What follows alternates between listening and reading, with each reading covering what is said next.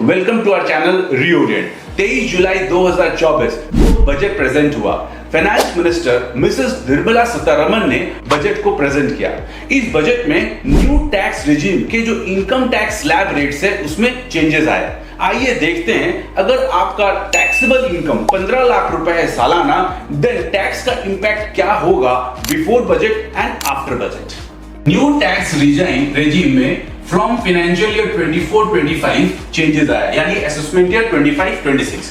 आइए देखते हैं, अगर आपका टैक्सेबल इनकम 15 लाख रुपए है सालाना, आपका टैक्सेबल इनकम 15 लाख रुपए है, देन बजट के पहले आपका इनकम टैक्स स्लैब रेट क्या था और उसमें क्या टैक्स आता, और बजट के बाद आपका इनकम टैक्स स्लैब्स क्या है और क्या टैक्स आएगा। बजट के पहले आपका न्यू टैक्स रिजीम में 0 to 3 लाख यानी 3 लाख रुपए के फर्स्ट 3 लाख पे आपको 0% टैक्स था और नील आएगा अमाउंट। 3 to 6 लाख यानी 3 लाख पे 5% करेंगे तो 15,000 तक टैक्स आएगा। 6 to 9 लाख यहाँ पे यानी 3 लाख का गैप है, 3 लाख पे 10% एप्लीकेबल करेंगे तो 30,000 का टैक्स आएगा। 9 to 12 लाख यहाँ पे 3 लाख में 15% का टैक्स रेट है और 45,000 टैक्स अमाउंट आएगा।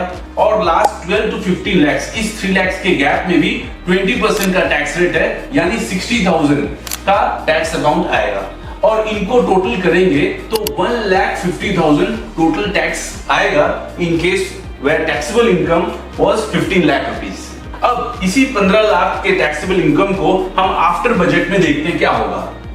0 to 3 लाख 0% टैक्स, यहाँ पे 3 लाख to 7 लाख के बीच में, यानी यहाँ पे जो 4 लाख है उसके ऊपर 5% टैक्स आ गया, टैक्स स्लैब आया और 20,000 टैक्स का अमाउंट आया। 7 to 10 लाख में टैक्स रेट आया 10% और टैक्स का अमाउंट आया 30,000 रुपीज। 10 to 12 लाख के बीच में, यानी यहाँ 2 लाख के ऊपर 15% और उसका टैक्स आया 30,000। 12 to 15 लाख यानी यहाँ पे 3 लाख के ऊपर 20% और टैक्स आया 60,000। इन टोटल अगर अपने देखेंगे तो 1,40,000 का टैक्स आया।